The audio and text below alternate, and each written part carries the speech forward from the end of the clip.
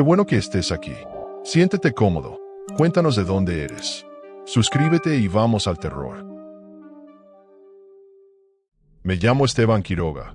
Tengo 23 años y necesitaba urgentemente el dinero. La universidad no se paga sola y mis padres apenas podían ayudarme con la mitad de la matrícula.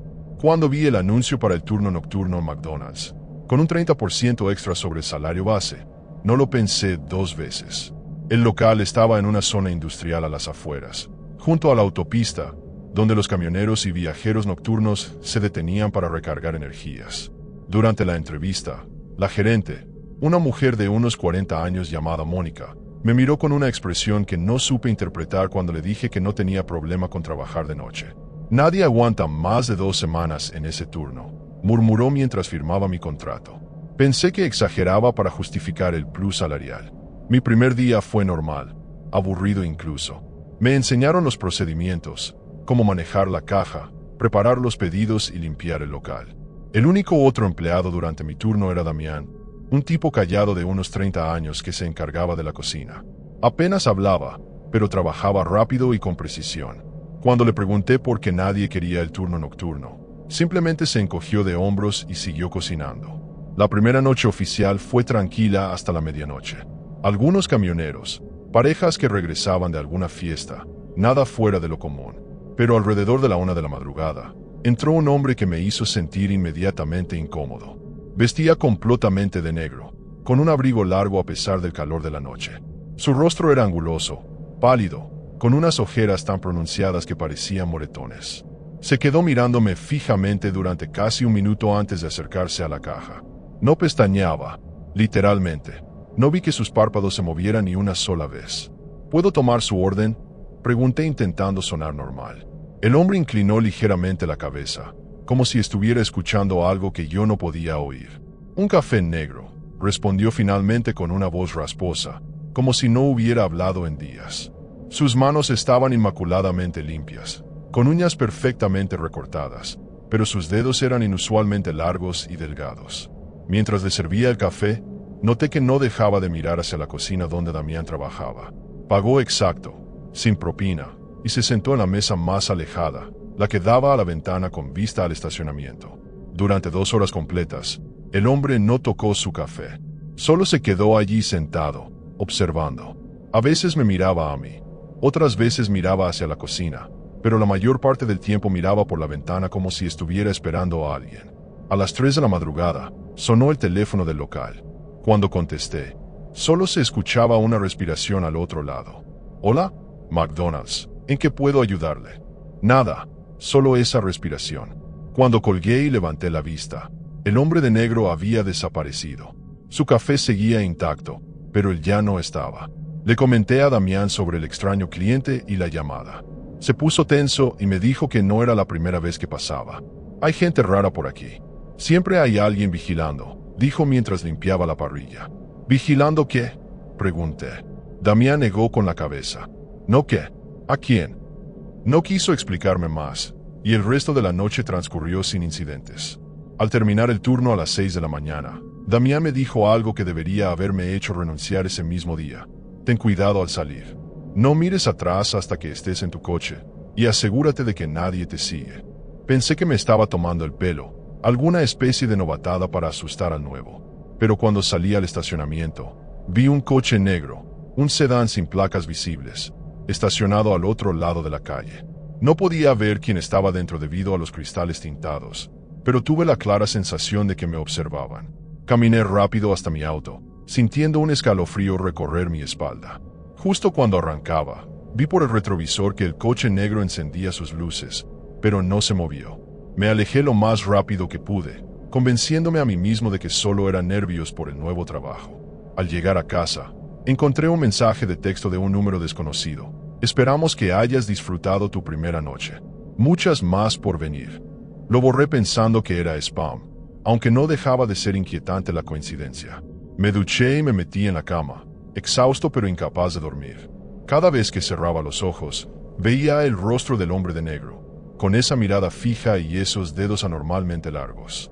Finalmente, el cansancio me venció, pero mi sueño estuvo plagado de pesadillas donde corría por un McDonald's infinito, perseguido por sombras que susurraban mi nombre. No le conté a nadie sobre mi inquietante primera noche. ¿Quién me creería? Además, necesitaba el dinero y no quería parecer paranoico. Decidí que si las cosas seguían raras, simplemente renunciaría y buscaría otro trabajo. Pero algo dentro de mí, una curiosidad morbosa que no sabía que tenía, me hacía querer descubrir qué estaba pasando realmente en ese lugar. No imaginaba que esa curiosidad casi me costaría la vida. El segundo día de trabajo comenzó igual que el primero, con la diferencia de que ahora miraba constantemente por las ventanas, esperando ver ese coche negro. Mi segunda semana en el turno nocturno empezó a mostrar un patrón inquietante. Cada noche, aproximadamente a la misma hora, el hombre del abrigo negro aparecía, pedía un café que nunca bebía y se quedaba observando durante horas. A veces intercambiábamos miradas, y en esos momentos sentía como si estuviera escaneando mi mente. Lo más perturbador era que Damián parecía acostumbrado a su presencia, como si fuera parte del mobiliario del local. Una noche, cuando le pregunté directamente por él, Damián me respondió en voz baja: «Es mejor no hablar de ellos. Solo haz tu trabajo y no hagas preguntas». Ellos, hasta ese momento solo había visto a un hombre extraño, pero la forma en que Damián lo dijo me dio a entender que había más.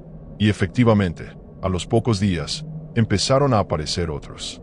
Una mujer de mediana edad con un vestido pasado de moda y un peinado demasiado perfecto, que pedía un helado y lo dejaba derretir mientras tecleaba frenéticamente en un teléfono antiguo. Un adolescente extremadamente pálido que siempre vestía la misma sudadera con capucha y nunca levantaba la mirada del suelo. Todos compartían esa misma cualidad inquietante, como si fueran actores interpretando pobremente a seres humanos normales. Una noche particularmente lenta, mientras limpiaba las mesas, encontré algo debajo de la que solía ocupar el hombre de negro. Era una pequeña libreta negra, del tamaño de la palma de mi mano. La curiosidad pudo más que la prudencia y la abrí. Dentro había páginas y páginas de símbolos que no reconocí, excepto por algo que parecían ser coordenadas. Y nombres. Muchos nombres tachados. El último nombre visible no estaba tachado: Damián Suárez. Sentí que el estómago me daba un vuelco. Cerré la libreta y la guardé en mi bolsillo, sin saber qué hacer con ella. Esa misma noche, cerca de las 4 de la madrugada, escuché un grito que parecía venir de la parte trasera del restaurante. No fue un grito cualquiera, fue un sonido desgarrador, mezcla de dolor y terror puro. Corrí hacia la cocina buscando a Damián, pero no estaba. La puerta trasera, la que daba al callejón donde tirábamos la basura, estaba entreabierta. Me asomé con cautela, pero el callejón estaba completamente a oscuras. «Damián», llamé, sin obtener respuesta. Encendí la linterna de mi teléfono y la dirigí hacia el exterior, pero solo iluminó contenedores de basura y cajas vacías. Estaba a punto de cerrar la puerta cuando el haz de luz captó algo brillante en el suelo. Me acerqué y vi que era una cadena fina con un pequeño crucifijo. La reconocí inmediatamente. Damián siempre la llevaba al cuello. La recogí con manos temblorosas y noté que estaba manchada de algo oscuro y húmedo. Cuando la luz de mi teléfono iluminó mejor la sustancia, mi corazón se aceleró. Era sangre, todavía fresca. En ese momento, escuché el motor de un coche arrancando bruscamente al otro lado del edificio.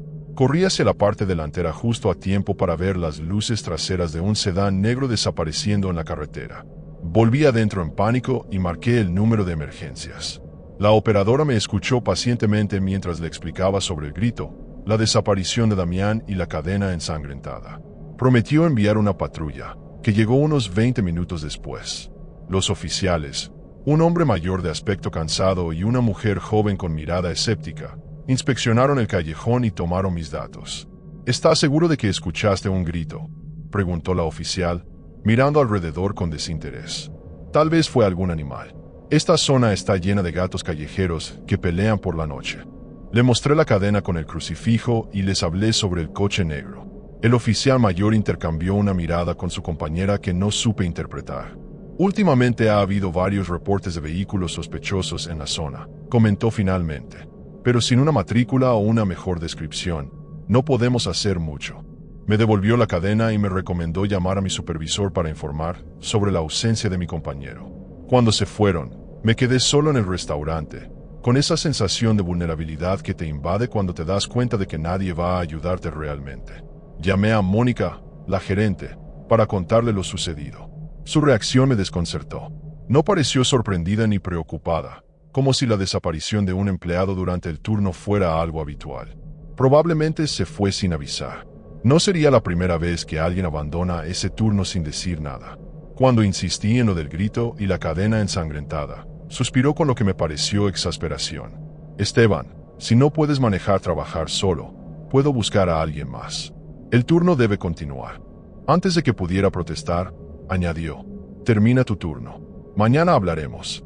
Y así me quedé, completamente solo en un McDonald's en medio de la nada, con la libreta misteriosa en mi bolsillo y la cadena ensangrentada de Damián en mi mano. Las horas hasta el amanecer fueron las más largas de mi vida. Cada sonido, cada sombra, cada coche que pasaba por la carretera me ponía en alerta máxima. No tuve más clientes esa noche, lo cual fue un alivio y a la vez inquietante. Era como si todos supieran que debían mantenerse alejados del lugar. A las 5:30 de la madrugada, media hora antes de que terminara mi turno, escuché un golpe en la puerta trasera.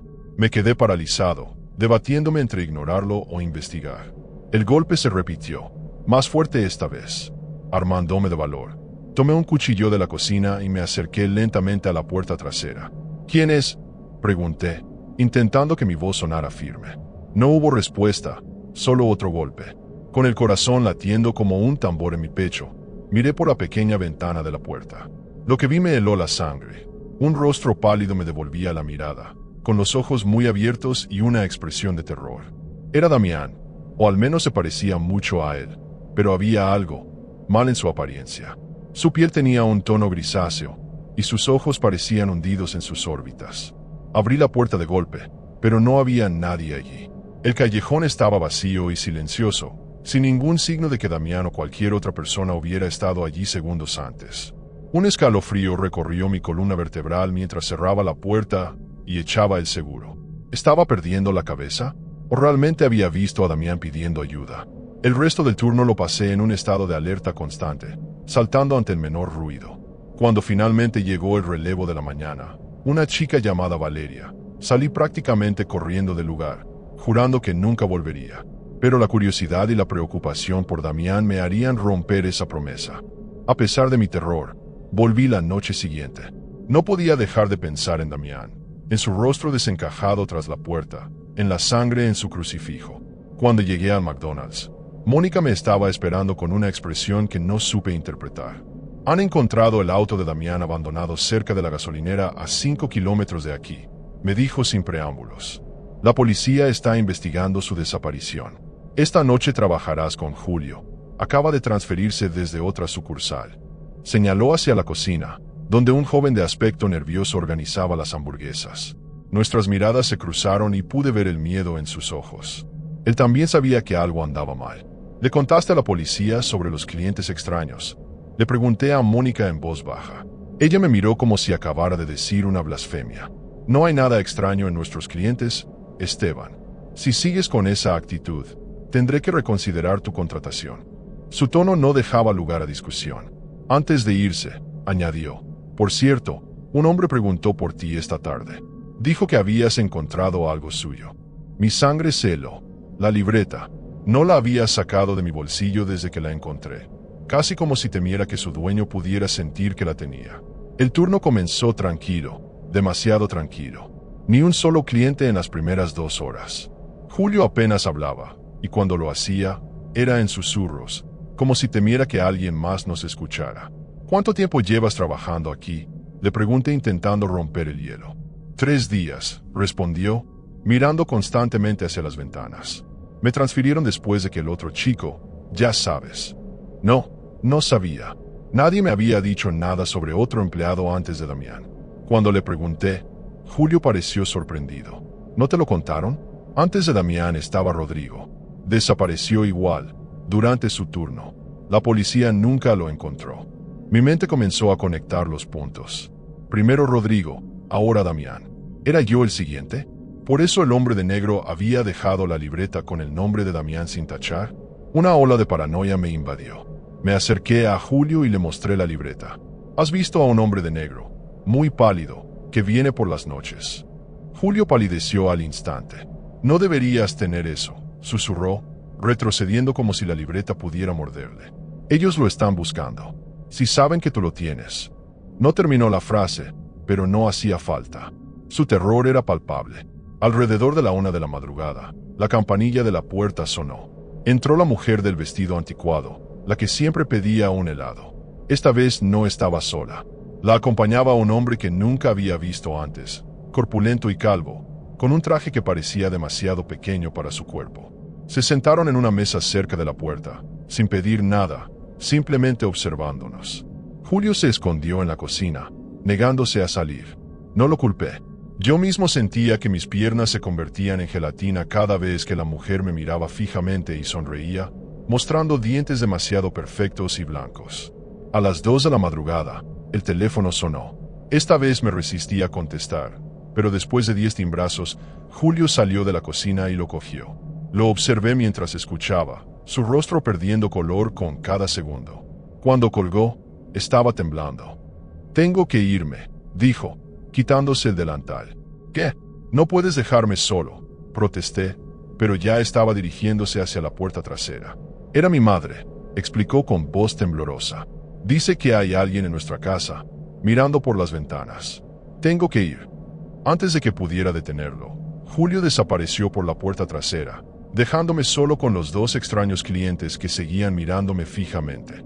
Consideré seriamente abandonar mi puesto y salir corriendo tras Julio, pero algo me detuvo. La mujer y el hombre corpulento se levantaron simultáneamente y se acercaron al mostrador. «Sabemos que tienes algo que nos pertenece», dijo la mujer con una voz melodiosa que contrastaba con su apariencia amenazante. «Devuélvelo ahora y tal vez consideremos dejarte ir». Mi mano se movió instintivamente hacia el bolsillo donde guardaba la libreta.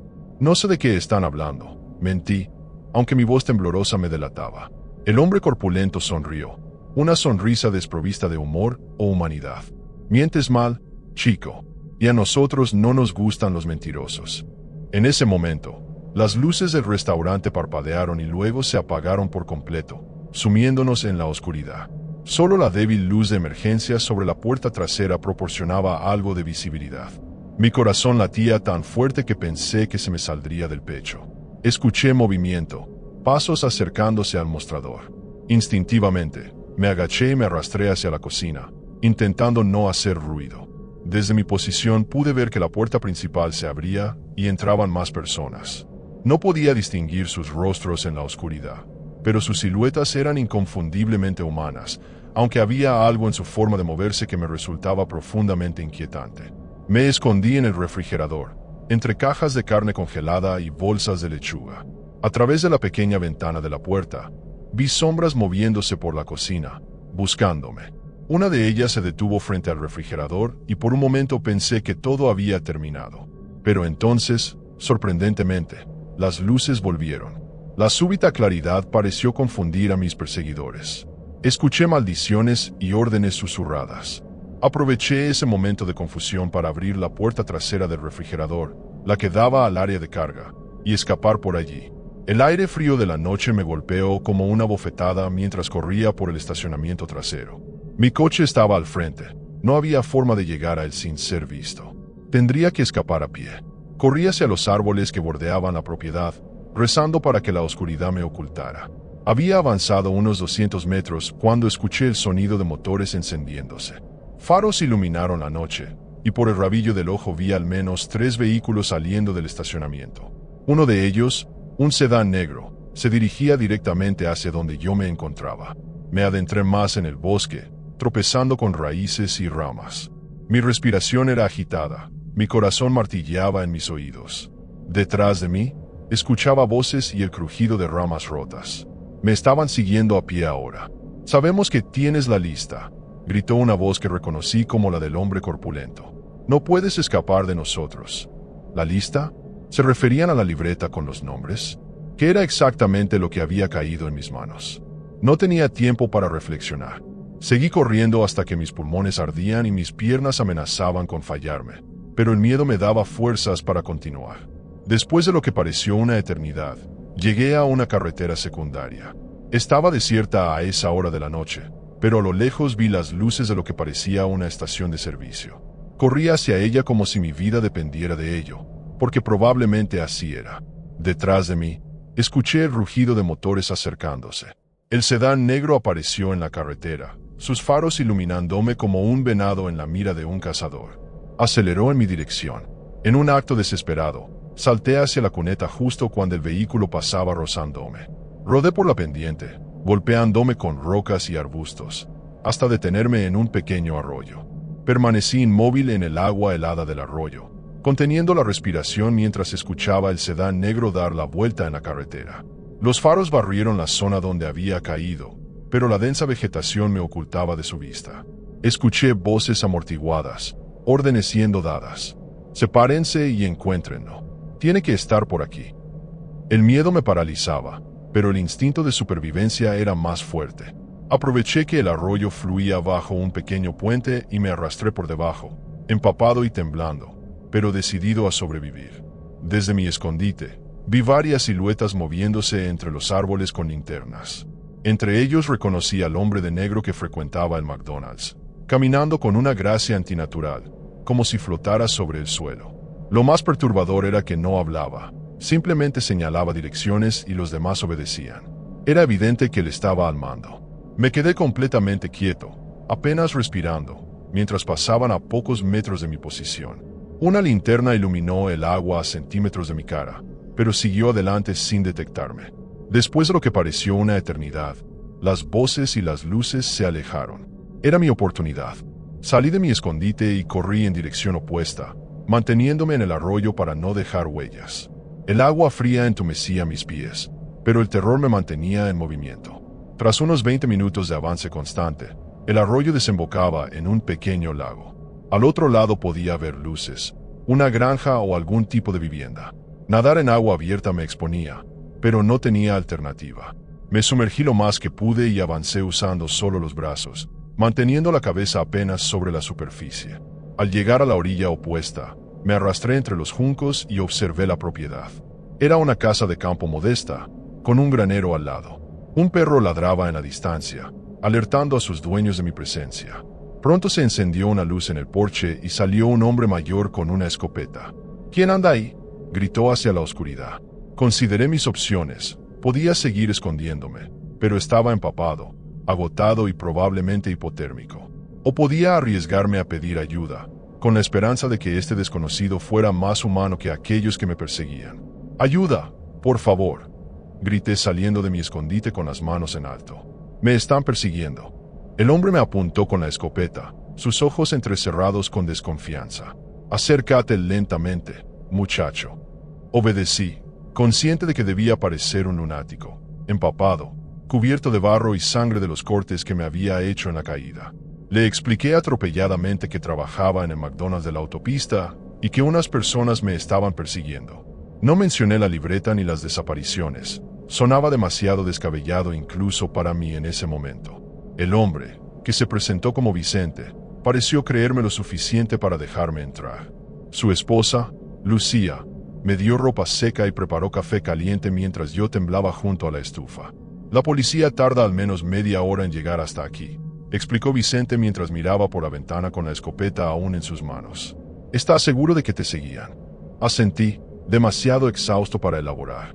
En ese momento, vimos luces de vehículos acercándose por el camino de tierra que llevaba a la casa. El perro comenzó a ladrar frenéticamente y luego, de repente, se calló.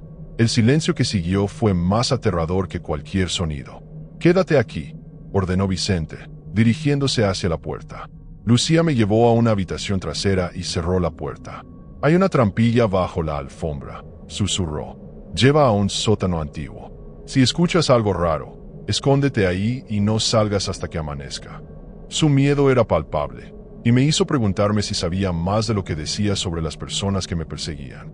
Desde la habitación, escuché a Vicente hablando con alguien en la puerta. No podía distinguir las palabras, pero su tono era tenso, defensivo. Luego hubo un golpe seco, como si algo pesado cayera al suelo. La casa quedó en silencio por unos segundos antes de que escuchara pasos moviéndose por el interior. Rápidamente, levanté la alfombra y encontré la trampilla que Lucía había mencionado. La abrí con manos temblorosas y me deslicé dentro justo cuando la puerta de la habitación comenzaba a abrirse. Cerré la trampilla sobre mí y contuve la respiración. El sótano era pequeño y olía a humedad y tierra. La única luz provenía de las rendijas entre las tablas de la trampilla, suficiente para ver que estaba en un espacio de menos de 2 metros cuadrados, con paredes de piedra y tierra. A través de las rendijas vi pies moviéndose por la habitación. Uno de ellos se detuvo justo sobre la trampilla. Mi corazón se detuvo por un instante. Entonces escuché la voz de la mujer del vestido anticuado. No está aquí. Revisa el resto de la casa. Los pies se alejaron, y escuché cómo registraban cada rincón de la vivienda. Desde mi escondite no podía saber qué había pasado con Vicente y Lucía, pero temía lo peor. Me quedé completamente inmóvil, consciente de que el más mínimo sonido podría delatarme. Las horas pasaban y los ruidos en la casa fueron disminuyendo gradualmente. En algún momento, escuché un vehículo arrancar y alejarse. Aún así, no me atreví a salir. Las palabras de Lucía resonaban en mi mente. No salgas hasta que amanezca. Por las rendijas de la trampilla podía ver que la habitación seguía a oscuras. Saqué la libreta del bolsillo, ahora húmeda pero aún legible. Bajo la tenue luz que se filtraba, revisé nuevamente los nombres tachados. Eran docenas, quizás cientos. Algunos me resultaban familiares, apellidos que había visto en noticias sobre personas desaparecidas en la región. Entendí entonces que tenía en mis manos algo mucho más siniestro de lo que había imaginado, una lista de objetivos. Personas que habían sido secuestradas, asesinadas. No lo sabía con certeza, pero el nombre sin tachar de Damián y su posterior desaparición sugerían lo peor. Y ahora, al haber tomado la libreta, me había convertido en un objetivo también. Me preguntaba si mi nombre ya estaría anotado en alguna página que no había visto aún. La idea me provocó un escalofrío que no tenía nada que ver con mis ropas húmedas o el frío del sótano. Cuando finalmente vi que la luz del amanecer comenzaba a filtrarse por las rendijas, me armé de valor para salir. Empujé lentamente la trampilla, alerta ante cualquier sonido. La habitación estaba vacía, pero completamente revuelta. Me moví cautelosamente por la casa, llamando en voz baja a Vicente y Lucía. No hubo respuesta. La casa estaba desierta y mostraba signos de lucha. Muebles volcados, objetos rotos, manchas oscuras en el suelo que preferí no examinar de cerca. En la entrada, la escopeta de Vicente yacía abandonada. La tomé, comprobando que estaba cargada, y salí al porche. El amanecer bañaba el paisaje con una luz dorada que contrastaba cruelmente con el horror de la noche anterior. El perro que había ladrado estaba tendido en el patio, inmóvil. No vi señales de los vehículos que me habían perseguido, pero tampoco del coche de Vicente y Lucía. Estaba solo, en medio de la nada, con una escopeta robada y una libreta llena de nombres de personas desaparecidas. Necesitaba ayuda, pero ¿a quién podía recurrir?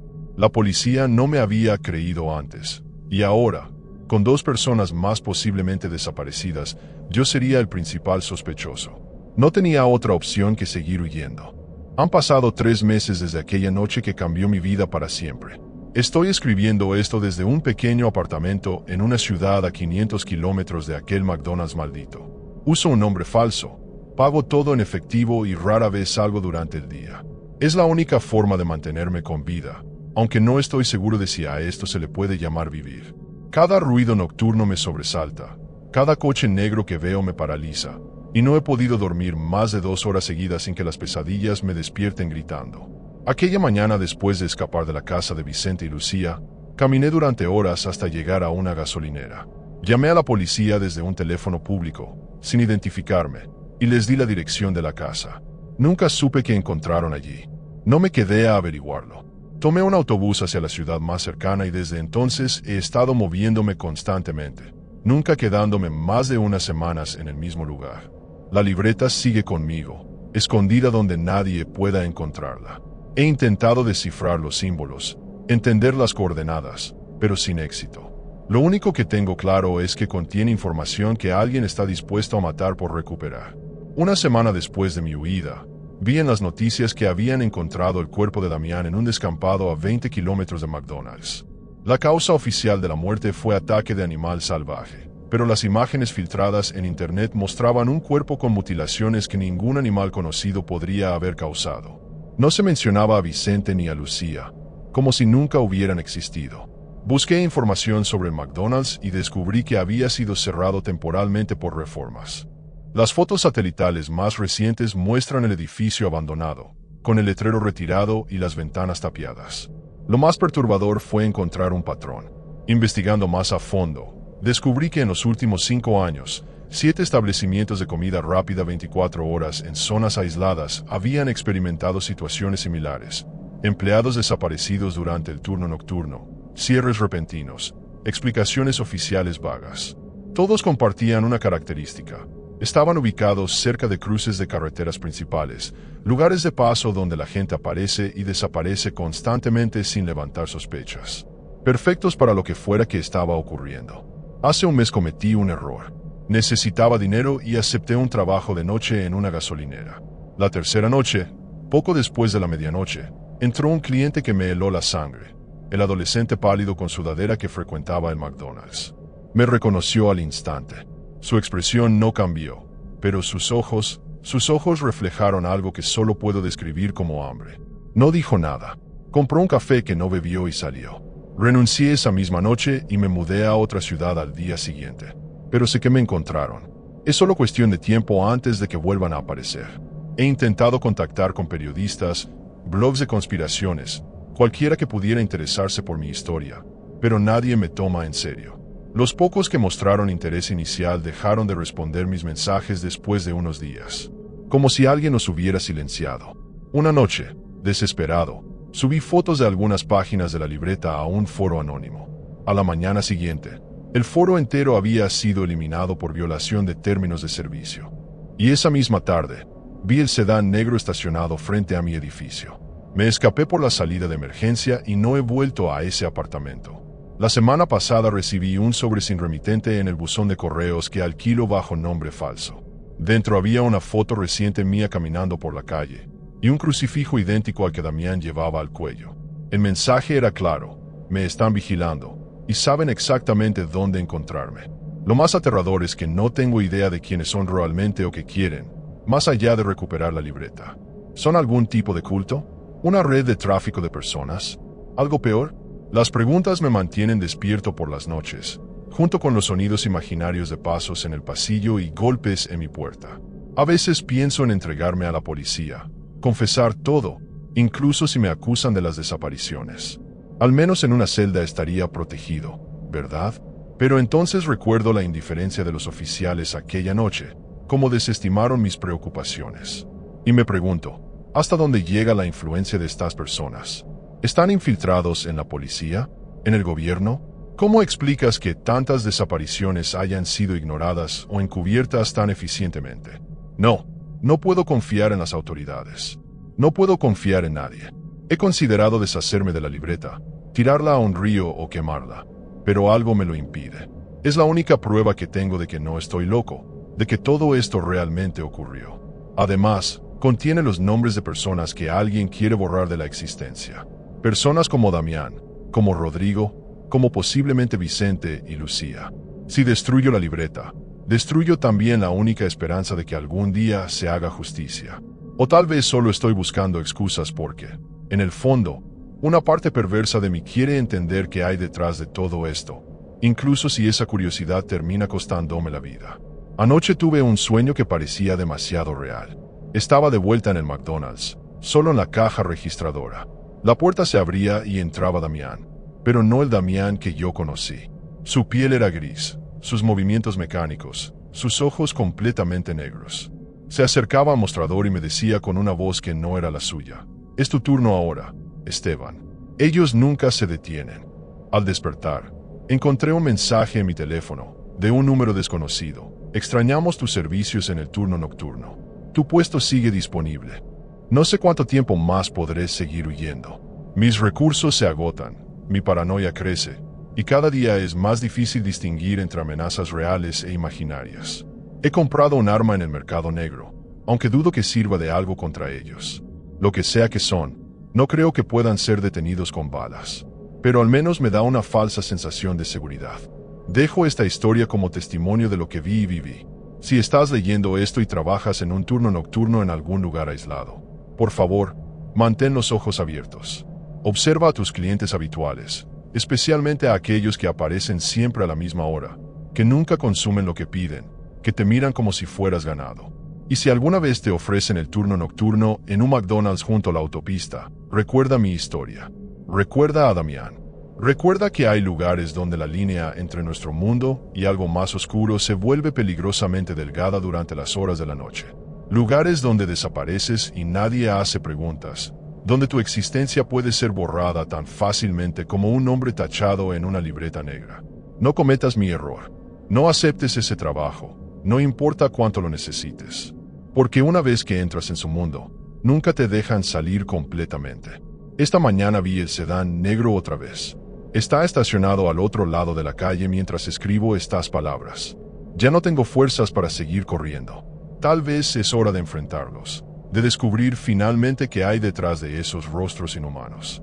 O tal vez es hora de aceptar mi destino, como Damián, como todos los demás cuyos nombres fueron tachados de esa lista maldita. Si no vuelven a saber de mí, ya saben por qué. Y recuerden, nunca, bajo ninguna circunstancia, trabajen en el turno de noche en McDonald's. Algunos trabajos tienen un precio mucho más alto que el que aparece en el contrato.